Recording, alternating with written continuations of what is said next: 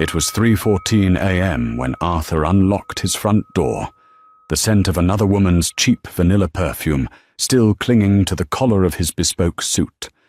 He thought he was the master of his own universe, a man who could juggle a devoted wife, a high-stakes career, and a secret lover without ever dropping the ball. He was wrong. 10 minutes later, he would be standing in his master bedroom, paralyzed not by a scream or a gunshot, but by a pair of Cartier diamond earrings and a piece of cream-colored stationery that would dismantle his life, word by terrifying word. This is the story of how Arthur Pendleton lost everything the moment he thought he had it all. The rain in Seattle didn't wash things clean. It just made them slick. Arthur Pendleton steered his silver Mercedes S-Class through the winding roads of Medina, the tires hissing against the wet asphalt. The digital clock on the dashboard read 3:05 a.m. He felt a familiar, adrenaline-laced exhaustion. It was the specific kind of fatigue that came from living a double life. He had just spent 4 hours in a loft apartment in Capitol Hill with Chloe, a 24-year-old graphic designer who laughed too loud and thought Arthur's stories about architectural zoning laws were fascinating. Chloe was chaos and color. She was the antithesis of his home life. His home life was Evelyn. Arthur loosened his tie, checking his reflection in the rearview mirror. He rubbed his jaw, checking for lipstick, checking for glitter, checking for guilt. He found none. He had been doing this for 6 months, and the guilt had evaporated around month 2, replaced by a smug sense of entitlement. He provided for Evelyn, didn't he? He paid the mortgage on the sprawling lakefront estate. He paid for her classic car restoration hobby. He showed up to the galas. He was a good husband, he told himself, who just needed a release. He pulled into the long, gravel driveway. The house loomed ahead, a modern architectural marvel of glass and steel that he had designed himself. It was dark, save for the landscape lighting that cast long, dramatic shadows against the cedar siding. Arthur killed the engine. The silence of the suburbs was heavy. Usually, this was the moment the anxiety pricked at him. The fear that Evelyn might be awake, waiting in the kitchen with a glass of wine and a question in her eyes. But Evelyn was a heavy sleeper. She took melatonin at 10:00 p.m. religiously. By now she would be deep in REM sleep, curled on her left side, the expensive Egyptian cotton sheets pulled to her chin. He exited the car, careful not to let the door slam. He walked to the front door, the damp air cooling the heat on his skin. He punched in the code, 10:14, their anniversary, and the lock clicked open with a mechanical surrender. The foyer was cold. That was the first thing he noticed. Not just the ambient temperature, but a stillness that felt distinct, almost pressurized. The house usually smelled of fresh lilies and the faint, warm hum of the radiant floor heating. Tonight, it smelled of nothing. It smelled like a vacuum. Arthur removed his shoes, placing them silently on the mat. He crept up the floating staircase, his socks sliding against the polished walnut. He reached the landing and looked toward the master bedroom. The door was slightly ajar. He pushed it open, holding his breath, preparing to slip into the bathroom, shower off the scent of Chloe's vanilla body spray, and slide into bed beside his wife. "Evelyn?" he whispered, just in case. No answer. He walked to the bed. It was made. Arthur blinked. He reached out and touched the duvet. It was tight, crisp, and completely undisturbed. He frowned, checking his watch again. 3:18 a.m. Maybe she fell asleep in the guest room. Maybe she was sick. He turned toward the ensuite bathroom. "Ev?" The bathroom was dark. He flicked the light switch. The sudden brightness stung his eyes. The marble countertops gleamed. The tub was dry, Panic began to coil in his stomach, a cold, slippery snake. He walked back into the bedroom and turned on the bedside lamp. That was when he saw it. On the dark wood of the antique vanity table Evelyn loved so much, there was a small velvet box.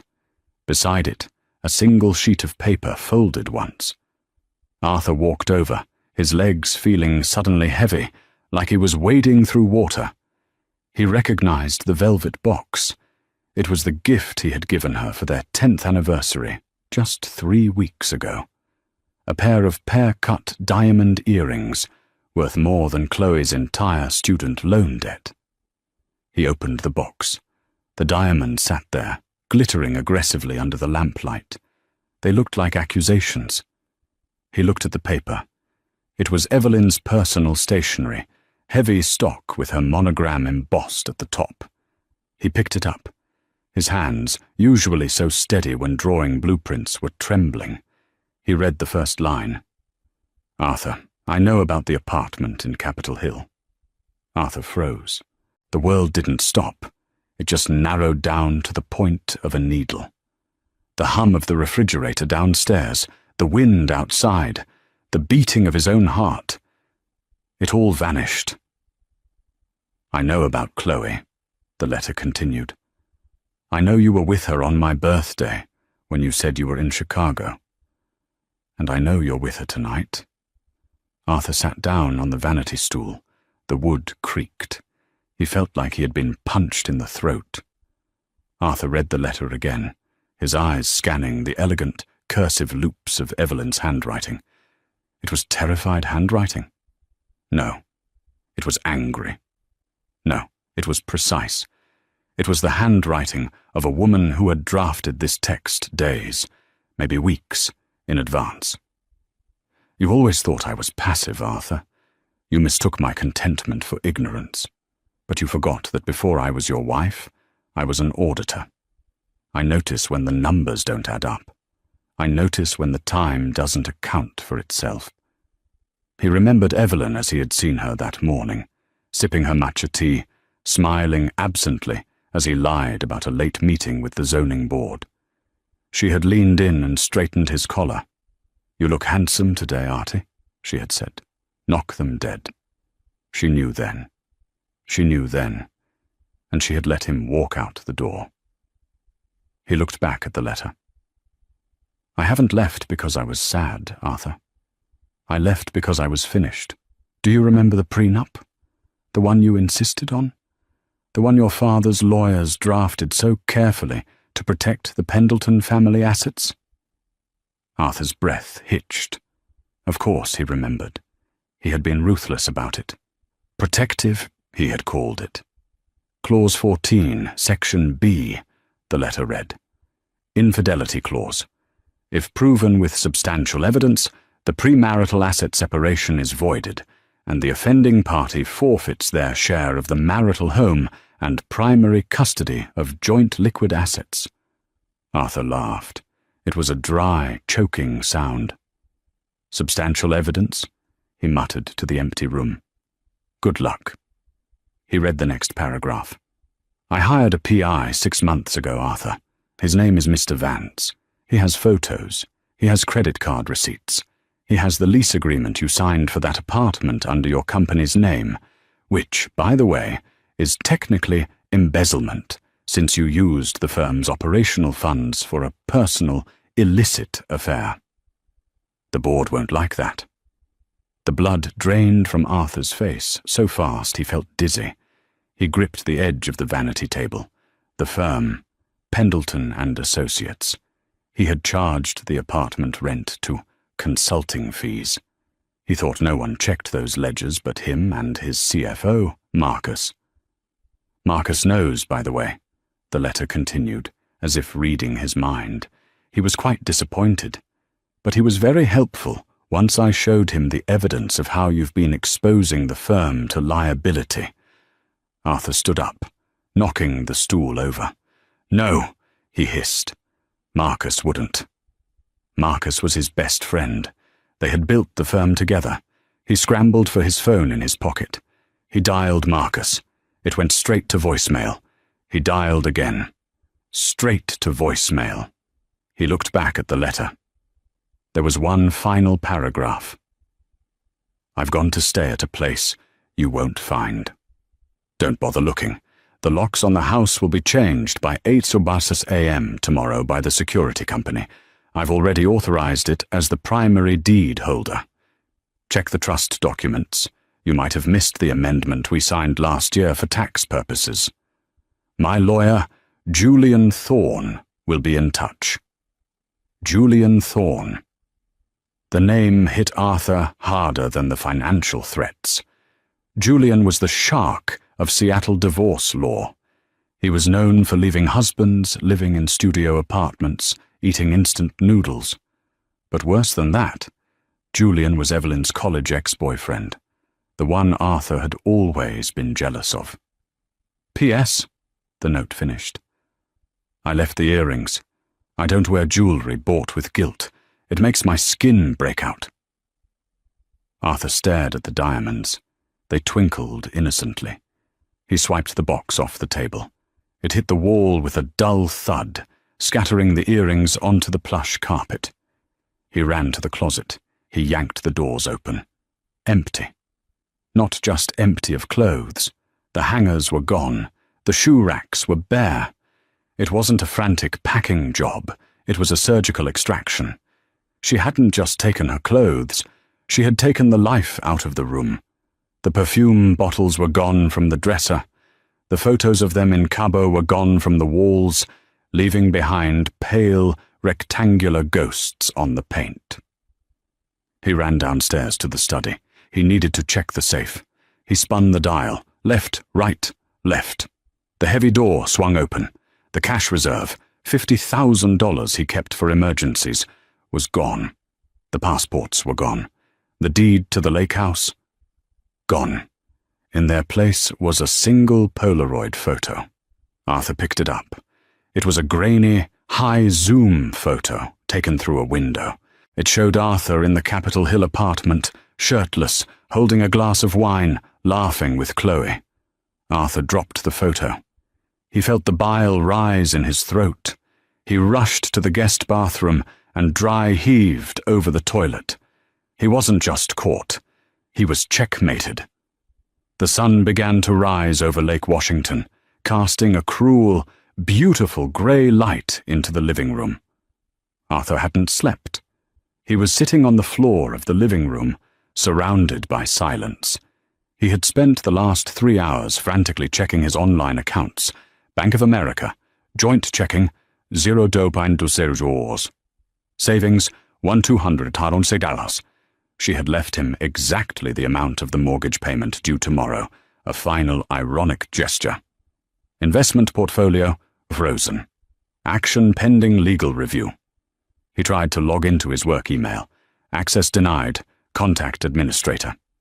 He felt like a man who had woken up to find his limbs had been amputated while he slept. At 7 a.m., his phone buzzed. It wasn't Evelyn. It was Chloe. Hey babe, fun night. You left your watch here, though. The Rolex. Want to swing by for lunch? Arthur stared at the text. Chloe. The catalyst. Suddenly, the thought of her, her laugh, her vanilla perfume, her chaotic apartment, made him physically ill. She was the anchor that had dragged him to the bottom of the ocean, and she didn't even know they were drowning yet. Shut up, he whispered to the phone. He needed to think. He was Arthur Pendleton. He was a fixer. He built skyscrapers. He didn't get taken down by a housewife and a lawyer. He stood up, his joints popping. He needed to find her. If he could talk to her, he could spin this. Evelyn loved him. She was hurt, that was all. This was a tantrum. A very expensive, legally complex tantrum. If he could just get in front of her, use his charm, remind her of the 10 years they had, he could fix it. But where was she? A place you won't find, she had written. Arthur went to the garage. He looked at the spot where her vintage Jaguar E-Type usually sat. It was empty. But wait, the Jaguar had a tracker. He had installed it 3 years ago when the car was stolen and recovered. He had never told Evelyn about it, because he didn't want her to worry about theft. He pulled up the tracking app on his phone. His fingers fumbled with the password. Locating vehicle. The spinning wheel mocked him. Vehicle found. Arthur's heart leapt. The map zoomed in. It wasn't in Seattle, it wasn't in Oregon. The red dot was pulsing steadily in Vancouver, British Columbia. At the Fairmont Pacific Rim Hotel, Canada. She had crossed the border. Arthur grabbed his keys. He didn't care about the firm right now. He didn't care about Marcus or the locked email. He had to get to Vancouver. He ran to his Mercedes. He jammed the key in the ignition. The engine roared to life. He backed out of the garage, tires squealing. He was going to win her back, or at the very least, he was going to stop her from destroying him. As he reached the end of the driveway, a black SUV blocked the exit. Arthur slammed on the brakes. "Move!" he screamed, hitting the horn. The driver's door of the SUV opened. A man stepped out. He was tall, wearing a charcoal suit that cost more than Arthur's car. He had silver hair and a face carved from granite. It was Julian Thorne, and he wasn't alone. From the passenger side stepped a woman. She was wearing a trench coat and sunglasses, despite the overcast sky. It wasn't Evelyn. It was Chloe. Arthur's brain short-circuited. "What?" he breathed. Chloe walked around the front of the SUV. She wasn't smiling. She looked professional, cold. Julian walked up to Arthur's driver window and tapped on the glass.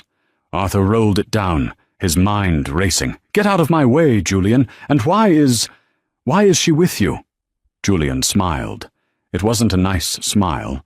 It was the smile of a predator looking at a wounded gazelle. "Hello, Arthur," Julian said, his voice smooth as velvet. "You've met my niece Chloe, haven't you?" Arthur looked from Julian to Chloe. "Niece?" Chloe took off her sunglasses. Her eyes were hard. "It was a job, Arthur," she said, her voice devoid of the bubbly cadence she used in the bedroom. "Aunt Evelyn pays very well." Arthur felt the world tilt on its axis. The affair. The chance meeting at the coffee shop 6 months ago. The way Chloe had pursued him. You set me up," Arthur whispered. "We gave you a rope," Julian corrected. "You're the one who tied the noose and jumped." Julian leaned in closer, resting his hands on the door frame of the Mercedes. "Now turn off the car, Arthur. We have a lot of paperwork to go over, and you don't own this car anymore. It's leased under the company, remember. And as of 6 a.m. this morning, the board of directors voted to terminate your contract for gross misconduct and misappropriation of funds." Julian held up a set of keys. "I'm here to collect the company vehicle." Arthur sat there, the engine idling, the heater blasting, as the freezing cold reality finally set in. He wasn't just checkmated. He had been playing a game he didn't even know existed. To understand the magnitude of Arthur's fall, you have to understand the silence of Evelyn Pendleton. For 6 months, Arthur believed his wife was simply a fixture in his life, a beautifully dressed mannequin who managed the household staff and attended charity luncheons. He didn't know that the mannequin was watching him with the eyes of a forensic auditor. It had started on a Tuesday in November. A simple credit card statement. Arthur was usually careful, but arrogance breeds sloppiness. He had used the joint Amex for a dinner at Canlis, a $600 meal. Evelyn had looked at the statement. She remembered that night.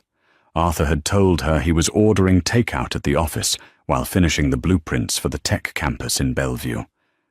Most wives would have screamed. Most wives would have waited for him to come home and thrown the statement in his face. Evelyn did neither. She went to her private study, opened a fresh notebook, and wrote the date and the discrepancy. She didn't cry. She felt a cold, sharp clarity, like ice water in her veins. 2 days later, she called Julian Thorne. They met at a small, nondescript diner in Snohomish, 40 minutes away from their social circle. Julian hadn't changed much since college. Still sharp, still cynical, but with expensive suits and a reputation that terrified grown men. "I need a divorce, Julian," she said, cutting her steak with precision. "But not a normal divorce. I want a demolition." Julian listened as she laid out the facts: the late nights, the smell of vanilla perfume, the emotional distance. "If we file now," Julian warned, "he has the upper hand. The assets are commingled. The firm is protected by the trust. He'll give you a settlement, sure, but he'll keep the life he built. Is that what you want?" "No," Evelyn said softly. "I built that life, Julian. He just put his name on the door. I want him to feel what it's like to be a guest in his own existence." That was when Julian proposed the honey trap. "I have a niece," Julian said. "Chloe. She's an actress struggling in LA. She's smart, she's broke, and she hates narcissists. We can plant her. Not to seduce him. We won't entrap him legally, but to be available. If Arthur is looking, she'll be there. If he bites, we document everything. Every text, every receipt, every lie." Evelyn hesitated for only a second. "Do it." For the next 6 months, Evelyn Pendleton gave the performance of a lifetime. When Arthur came home smelling of Chloe, Evelyn kissed his cheek and asked about his day. When he bought her the diamond earrings to assuage his guilt, she wore them to the opera and held his hand, all while calculating the resale value in her head. She watched him transform. He became cocky. He started moving money, sloppily, from the firm's accounts to cover the rent for Chloe's apartment. Evelyn saw it all. She had access to his passwords. He used the same variation of his birthday for everything.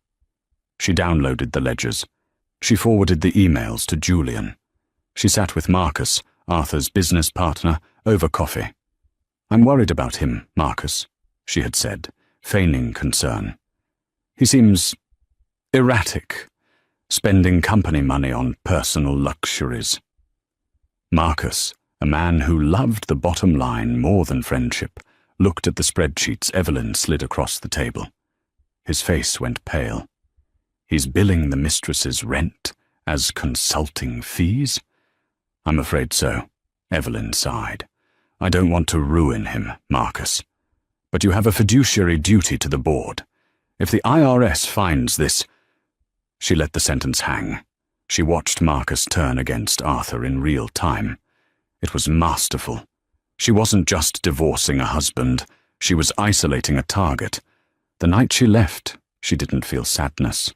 She walked through the house, touching the furniture she had picked out, the art she had curated.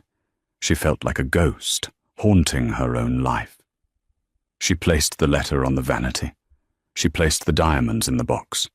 She walked out into the rain, got into the rental car Julian had arranged, having moved the Jaguar days ago, and didn't look back. The woman who drove away wasn't Arthur's wife anymore. She was his executioner. Back in the driveway, the rain had stopped, but the damp cold had settled into Arthur's bones. He stood next to his silver Mercedes, which was no longer his. Julian Thorne held the keys, dangling them like a pendulum. "UberX is usually quick in this neighborhood," Julian said, his voice dripping with faux sympathy. "I'd offer you a ride, but Chloe has a casting call." Chloe, the woman Arthur had whispered secrets to, the woman he had told about his insecurities, didn't even look at him. She was checking her makeup in the side mirror of Julian's SUV. "Bye, Artie," she said flatly. "Thanks for the Rolex. It paid off my credit card." They drove away. Arthur watched the tail lights of the SUV disappear, leaving him standing in his bespoke suit, shivering, with a dead phone and a wallet full of declined credit cards. He had to walk. He walked 2 miles to the nearest gas station. The humiliation burned hotter than the physical exertion. Cars passed him, neighbors perhaps, splashing dirty water onto his trousers. He finally managed to convince the gas station attendant to let him use the landline to call a taxi.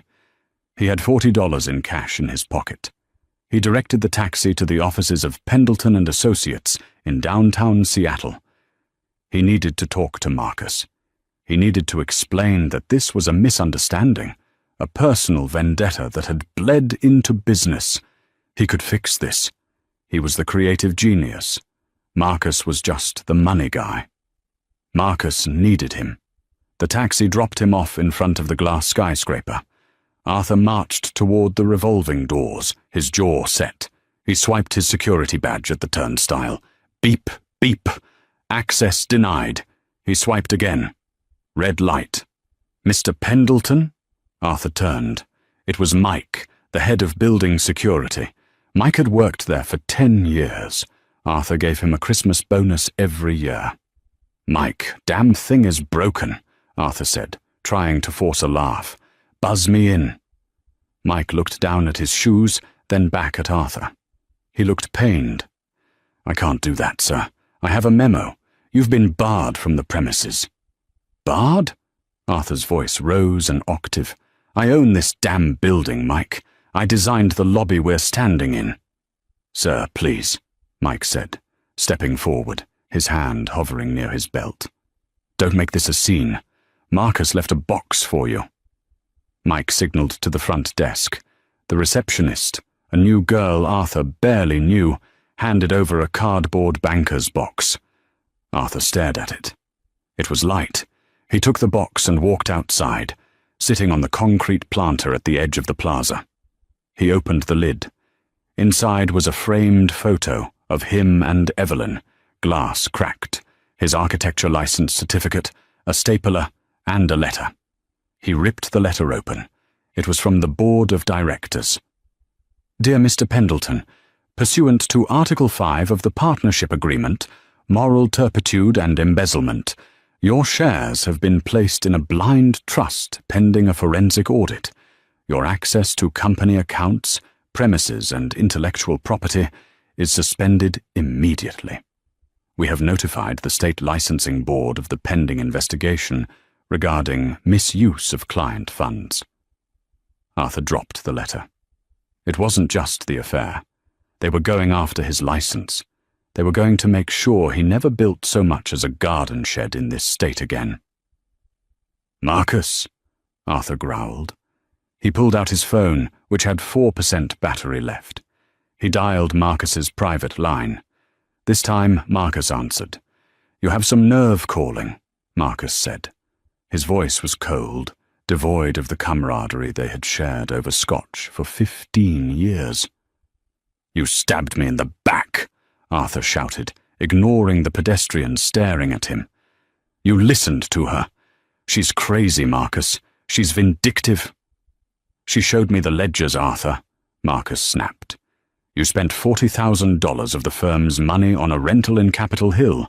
You charged client dinners that were just you and that girl. You put the firm at risk. I didn't stab you in the back. You committed suicide and splashed the blood on my suit. I can explain. Save it for the deposition, Marcus said. Oh, and Arthur? Evelyn came by yesterday to collect her personal effects from your office. She took the awards, too. Said she was the one who pushed you to enter the competitions, so they belong to her. Goodbye. The line went dead. Arthur sat on the concrete, the bustle of the city moving around him. He was a man who defined himself by what he built. Now, he was sitting in the rubble of his own life. But then, a spark of anger ignited in his chest, a dark, twisted defiance. They thought they had him. They thought he was just going to roll over. He looked at the tracker app on his phone again. The battery was at 2%. Vancouver, BC, Fairmont Pacific Rim. She was there. She was gloating. Arthur stood up. He didn't have a car. He didn't have access to his bank accounts, but he had the $5,000 emergency cash stash hidden in a hollowed-out book in his mother's old house, a house he hadn't sold yet, sitting empty in Tacoma. He would get the cash. He would rent a car. He would drive to Vancouver. He wasn't going to let her win without looking her in the eye. The drive to Vancouver took 4 hours. Arthur drove a rented Ford Focus that smelled of stale cigarettes. It was a humiliating downgrade from the S-Class, but his rage fueled him. He crossed the border with a glare at the customs agent, his knuckles white on the steering wheel. He arrived at the Fairmont Pacific Rim at 8 p.m. The hotel was luxury incarnate, modern, sleek, expensive. It was exactly the kind of place Evelyn would choose. He walked to the front desk. He looked disheveled, his suit wrinkled, his eyes bloodshot, stubble darkening his jaw. "I'm here to see my wife," he told the concierge. "Evelyn Pendleton." The concierge typed into the computer. "I'm sorry, sir. We don't give out guest information." Arthur slammed his hand on the marble counter. "I know she's here. Her car is in your valet lot. I just saw it." The concierge didn't flinch. "Security," he said into his earpiece. "Wait," Arthur said, lowering his voice. He pulled out a wad of cash, $500. He slid it across the counter. "Just tell me the room number. Please. It's an emergency. She has my medication." The concierge looked at the money, then at Arthur. He sighed. "Room 2104. But if you cause a disturbance, the police will be called." Arthur didn't wait. He sprinted to the elevators. 21st floor. The hallway was quiet. Arthur counted the numbers. 2100, 2102, 2104. He stood before the door. He could hear the faint sound of the TV inside. She was in there. He didn't knock. He pulled out the spare keycard he had swiped from the housekeeping cart in the hallway while the maid was distracted, an old trick from his college days. He swiped the card. The light turned green. Arthur burst into the room. "Evelyn, you think you can just—" He stopped. The room was a suite, overlooking the harbor. It was beautiful, and it was empty. The bed was made. The luggage rack was empty. But on the desk, facing the door, was a laptop.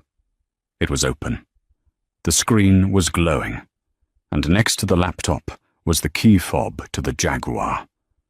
Arthur walked slowly toward the desk. On the screen was a Zoom meeting window. It was active.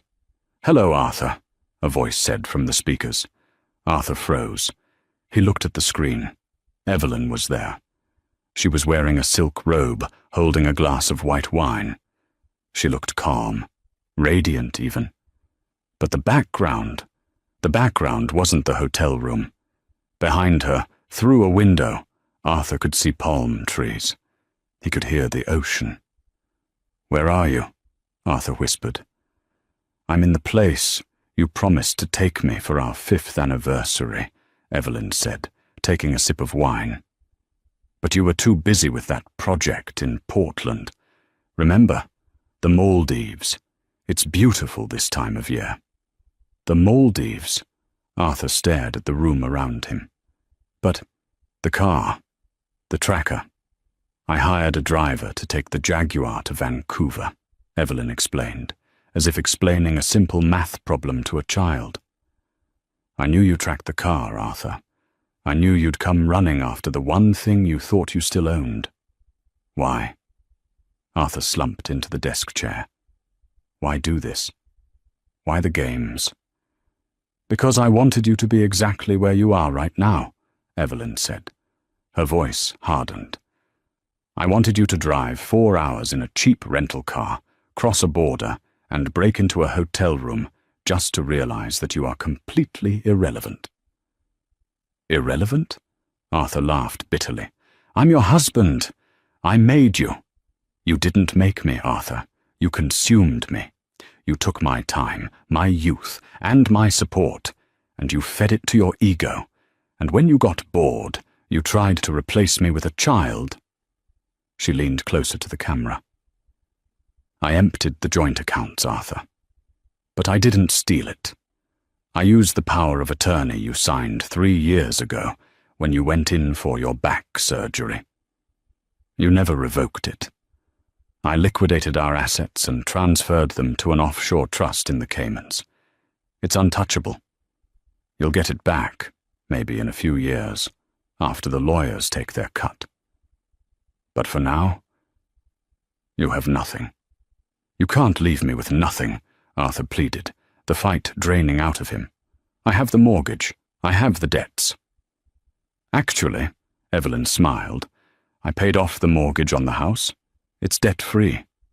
Arthur blinked. Hope flared. "You did?" "Yes, and then I transferred the title to a holding company owned by Julian Thorne. It's his retainer fee for the divorce. You're trespassing, Arthur. You have 24 hours to vacate the property before Julian evicts you." Arthur stared at the screen, his mouth open.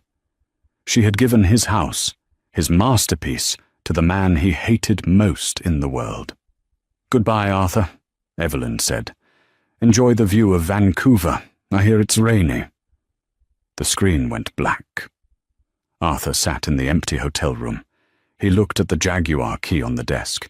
He was in a foreign country, with no job, no house, no wife, and the realization that for the last 6 months he hadn't been the player. He had been the pawn. He walked to the window and looked out at the dark water of the harbour. He saw his reflection in the glass. He looked small, but the story wasn't over. Arthur Pendleton was a narcissist, and narcissists don't die quietly. They burn everything down on their way out. He picked up the Jaguar key. He wasn't going to drive home. He was going to find Julian Thorne. The drive south from Vancouver was not a journey. It was a hemorrhage. Arthur Pendleton tore down the I-5 corridor at 110 miles per hour, the stolen Jaguar E-Type screaming beneath him. The car, a vintage masterpiece of British engineering that Evelyn had restored with her own money, vibrated violently at that speed, the steering wheel shuddering in his grip like a living thing, trying to buck him off. Arthur didn't care. He wasn't driving with skill, he was driving with entitlement. The rain had returned, transforming the highway into a ribbon of obsidian slickness. Every wiper blade stroke against the glass sounded like a judge's gavel. Thwack, thwack, thwack. Inside the cabin, the air was thick with the smell of old leather and Arthur's own sour panic.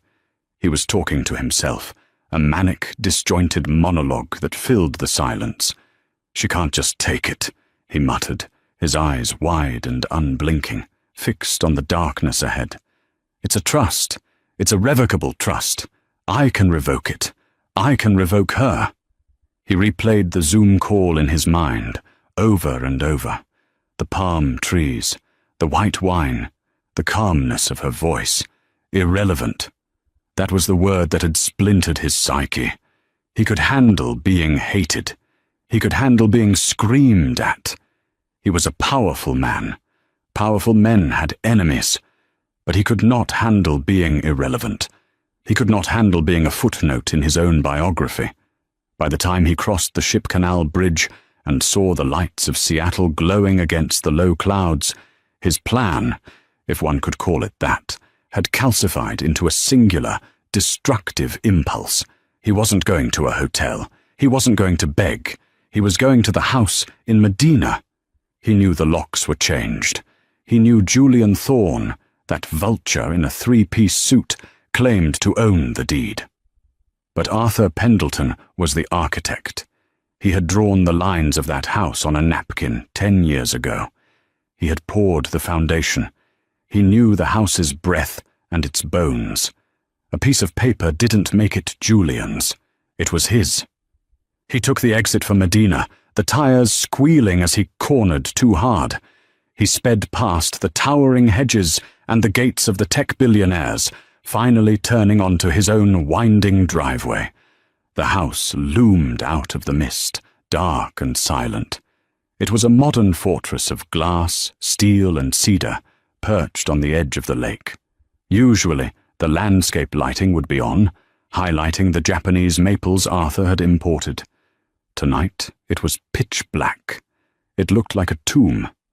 Arthur slammed the Jaguar into park, right on the front lawn, the tires tearing long, muddy gashes into the pristine zoysia grass Evelyn prized so much. He killed the engine. The silence that rushed in was deafening. He stepped out into the rain. The cold wind slapped his face, but he didn't feel it. He stared at the front door, massive, pivoting mahogany. He patted his pockets. No keys. Just the Jaguar fob and a crumpled pack of gum. "Open up!" he screamed at the dark facade. His voice cracked, raw and pathetic against the wind. "Julian, I know you're in there." No answer. The house stared back at him, indifferent. Arthur walked around to the side, slipping on the wet grass. He went to the sunroom. He pressed his face against the glass. It was pitch black inside. He tried to slide the door, locked. He remembered the loose latch. He had noticed it 3 years ago.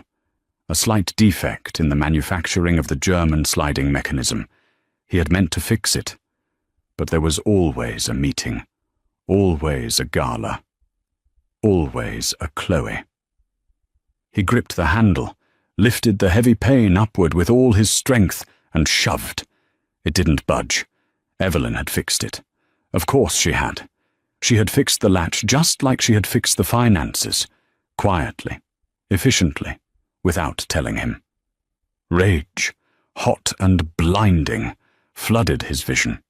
He looked down and saw a decorative river rock, a smooth, heavy grey stone used in the landscaping border. He picked it up.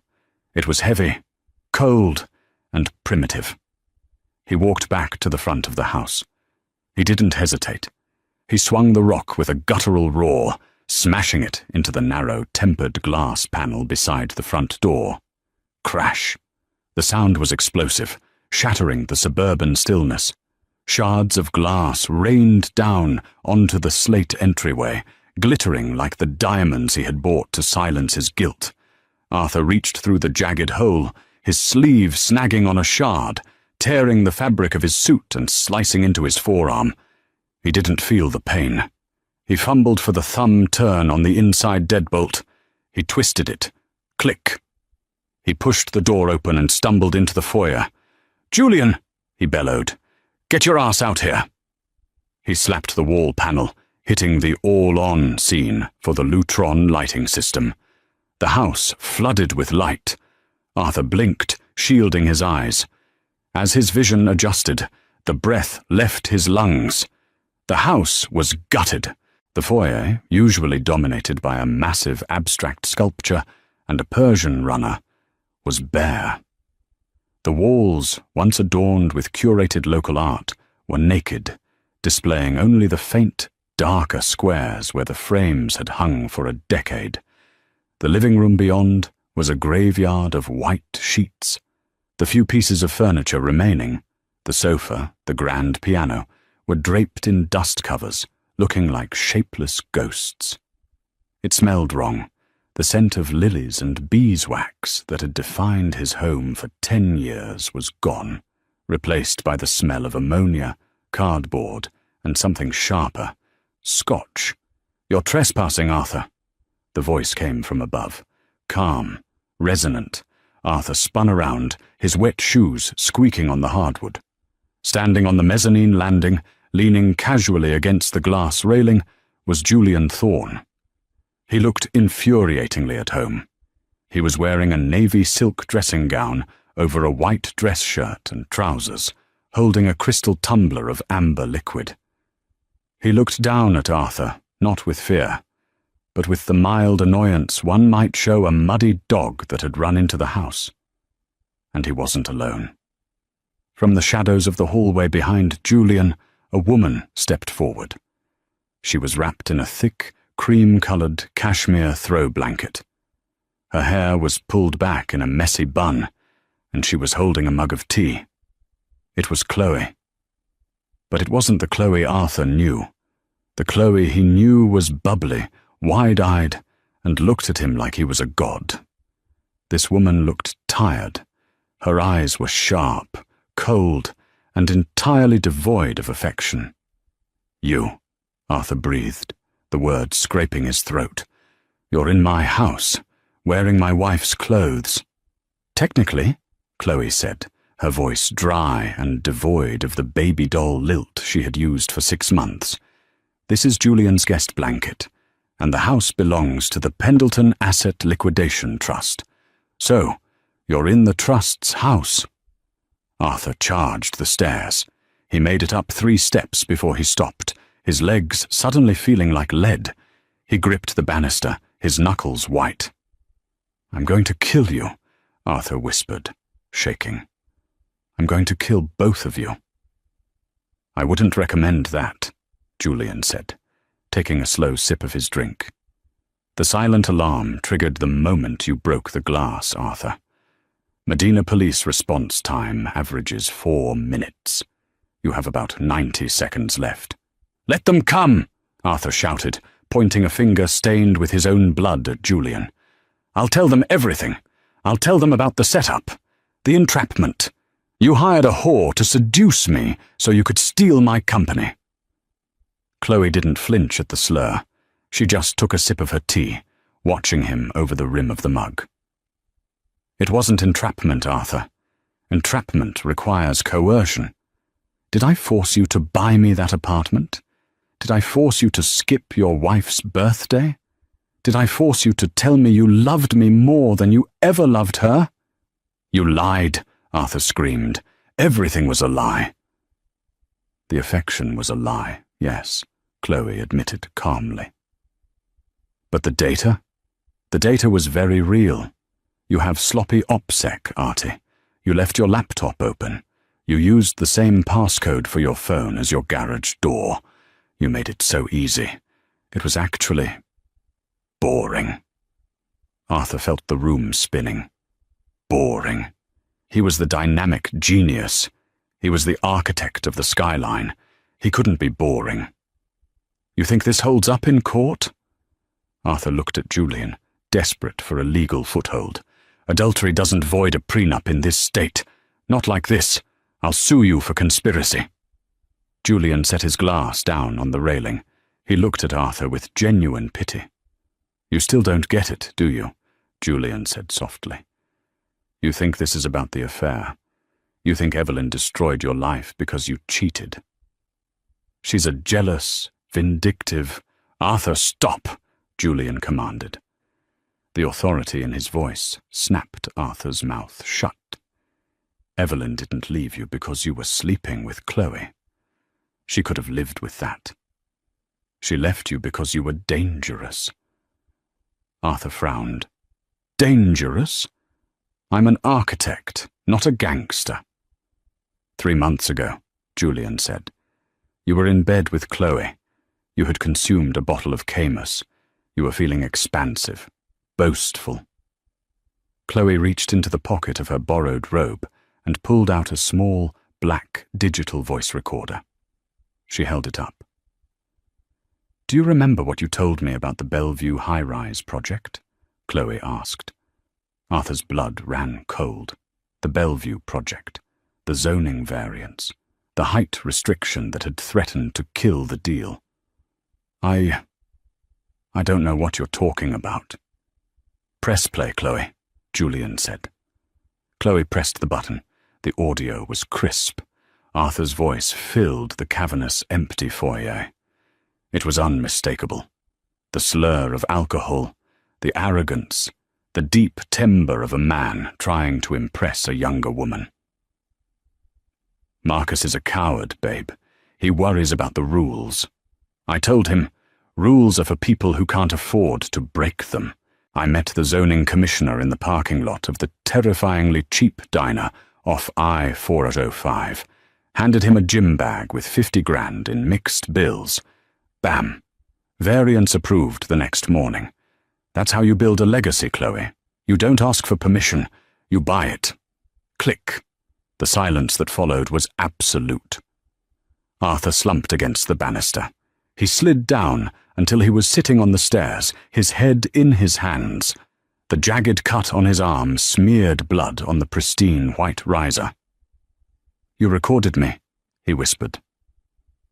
"We had to," Julian said, walking down the stairs slowly, stopping a few steps above Arthur. Evelyn found the withdrawal in the company ledger. $50,000 marked as material costs. She knew you didn't buy materials with cash. She suspected bribery. Julian leaned in, his voice dropping to a whisper. "Do you know what the feds do when they catch a partner in a firm engaging in bribery and wire fraud, Arthur? They use the RICO Act. They seize everything. Not just your assets, her assets, the house, her inheritance, her pension, everything tainted by your dirty money." Arthur looked up, his eyes rimmed with red. "So she didn't initiate the divorce to punish you," Julian said. "She initiated it to separate her assets from yours before the indictment came down. She needed proof that she was not complicit. She needed proof that she was investigating you, not helping you. That recording? That's her immunity deal. It proves she was the whistleblower." Arthur stared at the floor. The magnitude of the betrayal and the brilliance of it crushed him. She hadn't just outsmarted him in a divorce. She had turned him into a criminal defendant to save her own financial future. "Where is it?" Arthur croaked. "The recording?" "The original is with the district attorney," Chloe said. "Sent via secure courier yesterday morning. The copy is in the cloud. And another copy is with Marcus." "Marcus?" Arthur looked up sharply. "Marcus took the deal, Arthur," Julian said gently. "He's testifying against you. In exchange for full immunity and retention of the firm's legitimate assets, he's giving them everything.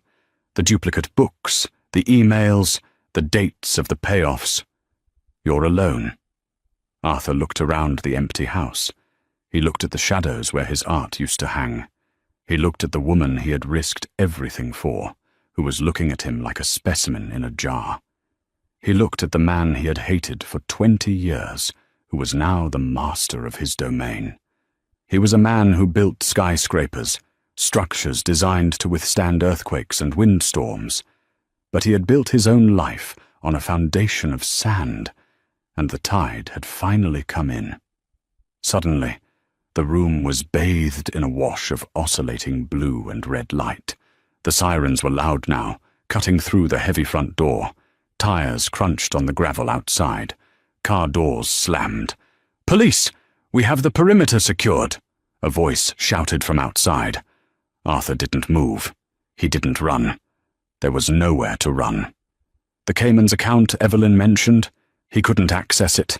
His passport, gone. His reputation, dead. He looked up at Julian one last time. "Does she?" Arthur's voice broke. He cleared his throat, trying to summon one last shred of dignity. "Does she hate me?" Julian considered the question. He looked at the broken glass on the floor, the mud on the carpet, the ruin of a man on the stairs. "I think," Julian said, "that she doesn't feel anything at all. You stopped being her husband a long time ago, Arthur. You became a liability.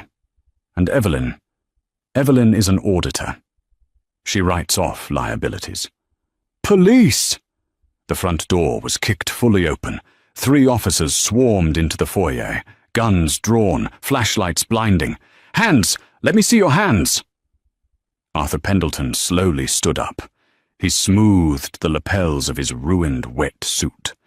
He looked at the officers, then back at the empty space on the wall where his portrait used to hang. He raised his hands in the air. As the officers rushed him, forcing him against the wall to cuff him, Arthur saw Chloe turn away and walk back into the shadows of the hallway. Julian took a sip of his scotch, watching the arrest with the dispassionate interest of a man watching the evening news. The cold steel of the handcuffs clicked around Arthur's wrists. It was the only jewelry he would be wearing for a very long time. Arthur Pendleton was sentenced to 6 years in federal prison for bribery and wire fraud. The scandal destroyed Pendleton and Associates. Marcus, his partner, testified against him in exchange for immunity. Evelyn never returned to Seattle. She sold the Maldives vacation photos to a tabloid for a modest sum, donating the money to a charity for women recovering from financial abuse. She eventually settled in Tuscany, where she bought a small vineyard. She never remarried. She learned that she didn't need a partner to be complete. She just needed peace. As for the house in Medina, it was sold to a tech billionaire who tore it down. He said the feng shui was off. He said it felt like the house had bad energy. Arthur sits in a cell today, telling stories to the other inmates about the skyscrapers he used to build and the empire he used to rule. Most of them ignore him. They know the truth. He isn't an architect anymore. He's just a man who had a diamond in his hand and traded it for a piece of glass, only to cut his own throat with the shards. The tragedy of Arthur isn't that he fell. It's that he fell from a height he never really deserved to stand on in the first place. And that is the story of Arthur and Evelyn. It's a brutal reminder that the grass isn't always greener on the other side. Sometimes it's just artificial turf covering a trap door. Evelyn played the long game, not out of malice, but out of survival. She turned her pain into a strategy and walked away, not just with her freedom, but with her dignity intact. What do you think? Was Evelyn's revenge too cold, or did Arthur get exactly what he deserved? I want to hear your verdict in the comments below. Team Evelyn or Team Too Far? If you enjoyed this story of betrayal, twists and karma, please hit that like button. It really helps the channel grow. And don't forget to subscribe and ring the bell so you never miss a new story. We have a crazy one coming up next week about a lottery winner who faked his own death. You won't want to miss it. Thanks for watching, and stay safe out there.